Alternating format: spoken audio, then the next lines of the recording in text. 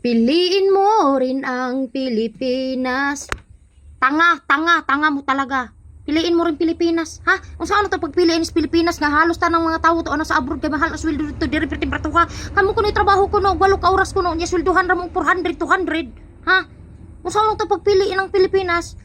Kapulo ang kwintas ng perlas. O nagkwintas ang perlas, ang nagkwintas og perlas kana ra mga dato nga na kanang mga kuan, kanang mga buaya nga na nagtrabaho sa gobyerno nga kanang dagko lang mga tiyan og tai unya. Perti dagko og sweldo unya ang nagtrabaho og tarong, ang nagtrabaho og kanang sakto tiga-arag 200 ang adlaw sa 8 ka oras, ha? Kwintas ng perlas? Ha? Hubuan na ang mga perlas niyo, hubuan na. Hubuan na ang mga perlas. Baligyan niyo parang sakto ta sweldo ani. Piliin ang Pilipinas, piliin ang Pilipinas. Mao bitaw halos ta ng mga tao na nag-abroad na kay dagkog sweldo dito. Kita ba mo og naay taga nasod ning abroad diri sa Pilipinas basta para manrabaho di ba wala? China. Ning arig Pilipinas para magnegosyo. Wala nagtrabaho. Ya piliin ang Pilipinas, ha? Halos ta ng tao to sa abroad. To dito nagtrabaho. Bugo mo. Panguan ko na mo. Pang-apply mong trabaho ro sa mall. Undergraduate mo, dawaton ba mo? Mag-apply gani kag trabaho? College graduate ka, pangitaan ka og with experience? Ay, Ginoo ko buguan ninyo eh. Piliin ang Pilipinas. Sa Pilipinas ra ka kitaan eh. Mag-apply ka, college graduate ka with experience. Mao pa gani pag-graduate, asa man tag experience. Mao ganing nang-apply kay with mukuha tag experience. Ha? Buguan ninyo ay. Sa Pilipinas mo kita ay sakto jud na pili ang Pilipinas. Sa Pilipinas mo kita ay mukuhag ID.